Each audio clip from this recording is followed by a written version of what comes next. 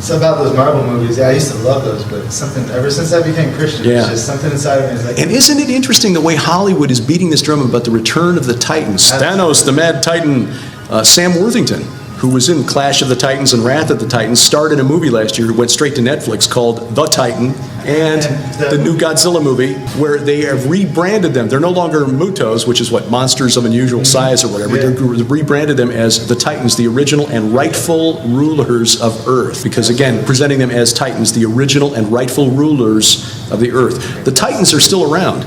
In fact, I argue in my book, Last Clash of the Titans, that they are somehow still influencing things on this earth, even though they are currently chained in the abyss. Revelation 9 says they're going to get out for 5.5 months at the end.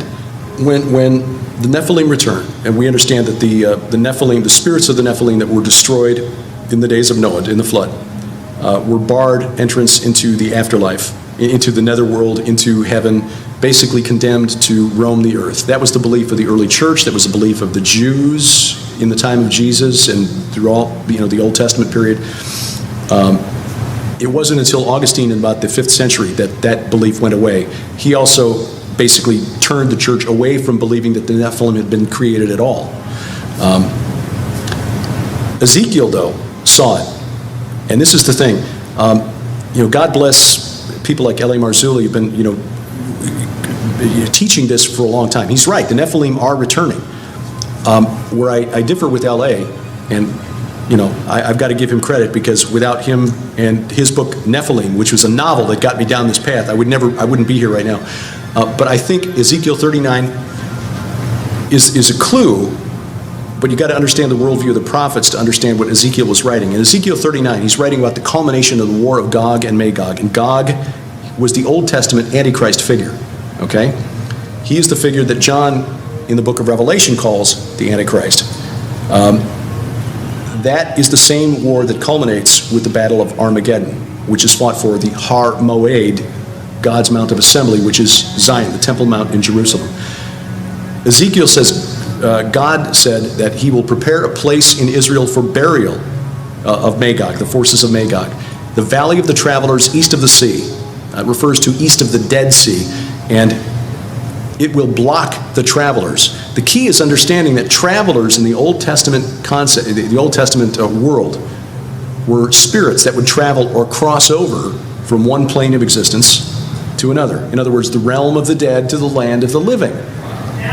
And the places where he identifies east of the Dead Sea are places that during the Exodus, the stations of the Exodus, refer to a couple of places that are named for these interactions with the spirit realm. One of the stops in the Exodus, one of the stations of the Exodus is called Ovoth, which means spirits of the dead. It's based on a root word Ov, which means medium. The medium of Endor that Saul went to see was the Ov of Endor. In fact, one of the giants killed by David's men, Ishbi, they condensed the word. Ishbi Benab is how it looks to us in English.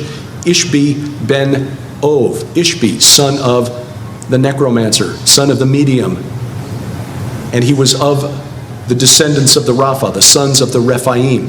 The Rephaim were these spirits that the Amorites, the Canaanites, believed were the spirits of the mighty men who were of old, the ancestors of their kings. They were called in Canaanite texts, called by scholars the Rephaim texts, written about the time of the Judges, where these Rephaim were summoned through necromancy rituals to the tabernacle of El, Mount Hermon, where El, they believed, would speak words of revivification to resurrect these spirits that were called warriors of Baal.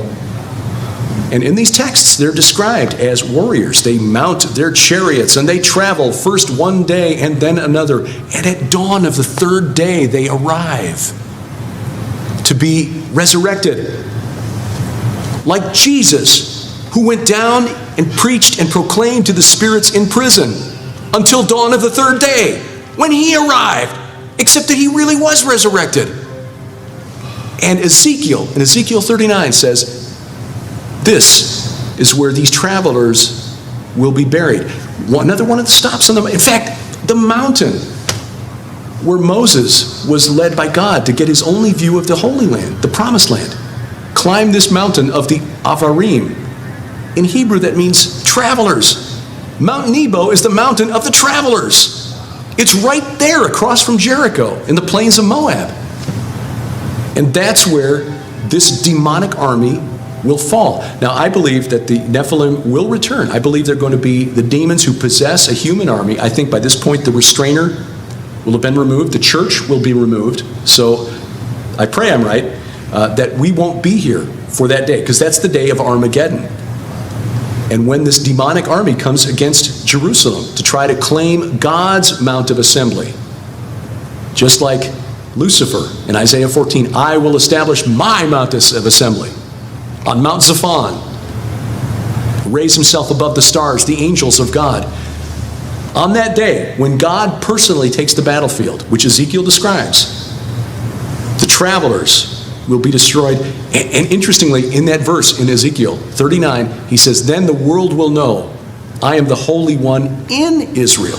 That phrase is similar to one that we see in the Old Testament many times. The Holy One of Israel. Ezekiel 39, after he destroys the Antichrist army in the Battle of Armageddon that ends the war of Gog and Magog, he becomes the Holy One in Israel because he's on the battlefield. So yes, that is when, the Nephilim have always been here. If they're the spirits of those who died in the flood, they've always been with us, because demons have always been with us. But on that day, they will be inhabiting the bodies of I believe, this army that comes against Israel. It will literally be an army of the evil dead. Like the ultimate zombie apocalypse. God puts a stop to it. And what does it mean when Ezekiel writes in Ezekiel 39:11, it will block the travelers? The word translated block is only used one other place in the Bible. It's in Deuteronomy, the verse that talks about thou shalt not muzzle an ox when he treads out the grain. Muzzle. I'm not quite sure what that means, but if we take it in context of what Paul tells us in 1 Corinthians 15, that we shall not all sleep, but we shall all be changed. We will be resurrected. Maybe that's what God is saying. I will block the travelers. They're dead, and they are staying dead when the rest of us are resurrected into new glorified bodies.